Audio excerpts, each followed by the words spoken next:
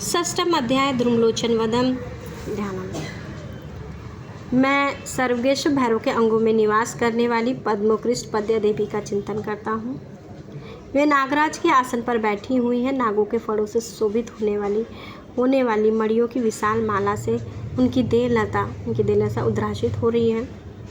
सूर्य के समान उनका तेज है। 3 नेत्र उनकी शोभा बढ़ा रहे हैं और हाथों में माला, कुंभ, कपाल और कमल लिए हुए हैं तथा उनके मस्तक में अर्धचंद्रमा का मुकुट शोभित है। ऋषि कहते हैं, देवी का यह कथन सुनकर दूत को बड़ा ही अमर्ष हुआ और उसने दैत्यराज के पास जाकर सब समाचार विस्तार पूर्वक कह सुनाया। दूत के उस वचन को सुनकर दैत्यराज कुपित हो उठा और दैत्य सेनापति ध्रुमलोचन से बोला, ध्रुमलोचन, तुम शीघ्र ही अपनी सेना को साथ लेकर जाओ और उस दुष्टा के केस पकड़कर घसीटते हुए उसे बलपूर्वक यहाँ लेकर आओ।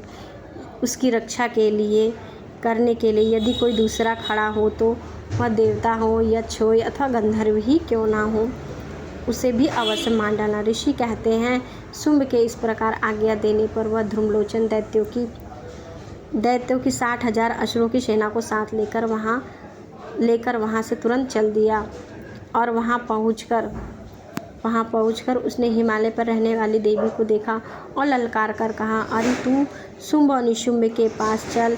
यदि इस समय प्रसन्नतापूर्वक मेरे स्वामी के समीप नहीं चलेगी तो मैं बलपूर्वक झूठा पकड़ घसीटते हुए तुम्हें ले चलूँगा।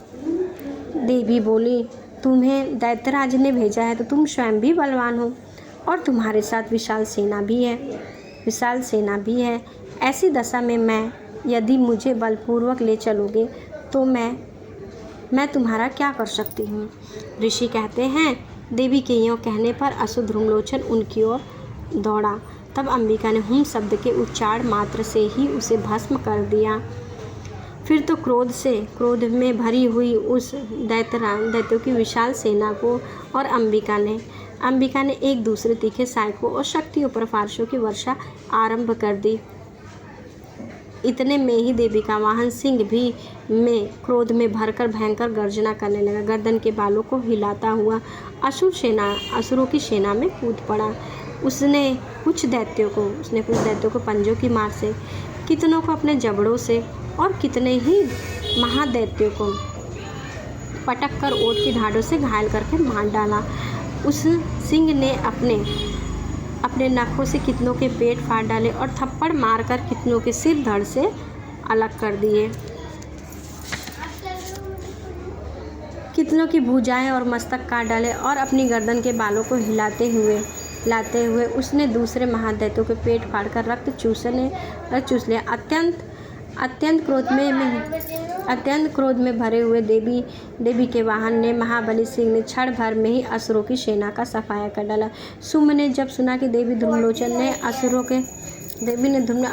असुरों को मार डाला तथा उसके सिंह ने सारी सेना का सफाया कर डाला, तब उस दैत्यराज को बड़ा ही क्रोध हुआ। उसका क्रोध से ओठ कांपने लगा। उसने चंड मुंड को आज्ञा दी नामक दो दैत्यों को आज्ञा दी, हे चंड, हे मुंड, तुम लोग बहुत बड़ी सेना को लेकर वहां जाओ। उस देवी के झोटे पकड़कर अथवा उसे बांधकर शीघ्र ही यहाँ ले आओ। यदि उसकी रक्षा करने के लिए यदि इस प्रकार लाने में उसको संदेह हो तो युद्ध में सब प्रकार के शस्त्रों तथा समस्त आसुरी सेनाओं का प्रयोग करके उसकी हत्या कर डालना।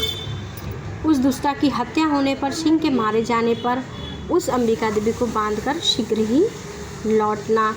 इस प्रकार से मार्कंडेय पुराण में सार्वजनिक मनमंत्र की कथा के अंतर्गत देवी महात्म्य ध्रुमलोचन वध नामक 6ठा पाठ पूरा हुआ। जय माता दी। हर हर महादेव। आप सभी भक्तों को